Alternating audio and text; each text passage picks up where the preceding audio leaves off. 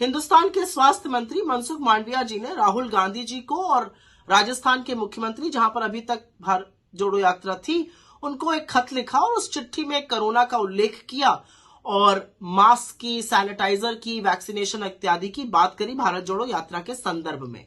पते की बात यह है कि यह चिट्ठी मनसुख मांडविया जी ने उस पत्र पर आधारित करी है जो भाजपा के राजस्थान के सांसद पीपी चौधरी जी ने स्वास्थ्य मंत्री को लिखा था और कोरोना का और भारत जोड़ो यात्रा के संदर्भ में कुछ चिंताएं जाहिर करी थी। तो पहली बात तो चिट्ठी भी भाजपा के सांसद के आधार पर लिखी गई है और वो प्रेषित कर दी गई है आगे। हम बहुत अभिभूत हैं आपकी चिंताओं को देखकर, लेकिन हम उसी स्वर में आपसे यह भी पूछना चाहते हैं कि क्या यही आईना, क्या यही चिंता मोदी जी को भी बताई गई है? क्योंकि 2 दिन पहले तो वो त्रिपुरा में रैली कर रहे थे, ठीक ठाक भीड़ भी आ गई थी। तो क्या वहां पे कोरोना नहीं फैलेगा क्योंकि वहां पे महामानव चले गए? पहली बात।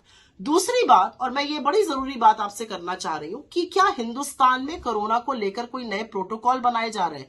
क्योंकि अभी तक तो आप लोग अपनी पीठ ठोक के और सीना ठोक तान के कहते थे कि कोरोना पर हमने विजय पा ली। आज कहीं कोई नियम कानून ही नहीं है, चाहे प्लेन हो, चाहे ट्रेन हो, चाहे सार्वजनिक जगह हो, बिना मास्क के लोग आराम से घूम रहे हैं। इसका मतलब कोरोना नियंत्रण में है। और एक बहुत जरूरी बात यह भी कि क्या आपके मंत्रालय ने कोरोना के संदर्भ में कोई नए नियम और कानून बनाए हैं?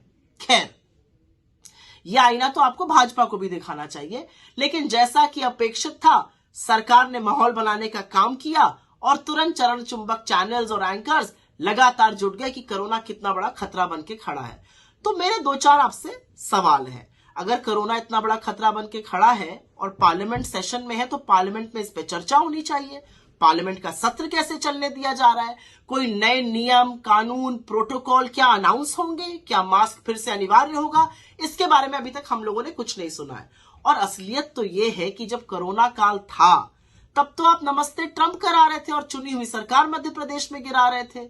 आप तब तो दीदी ओ दीदी कर रहे थे बंगाल में। आपने बंगाल में, असम में, उत्तर प्रदेश में चुनाव करवाए जब लाशें तैर रही थी और वहां से रामनामी खसोटी जा रही थी।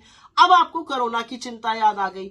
ये कुछ नहीं है, ये भारतीय जोड़ो यात्रा को देखकर भारतीय जनता पार्टी की अंदर की जलन और द्वेष है।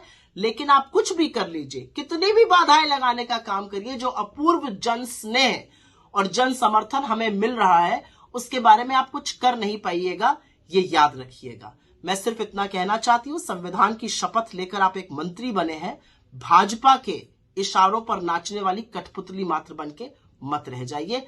भारत जोड़ो यात्रा को कोई ताकत रोक नहीं सकती है।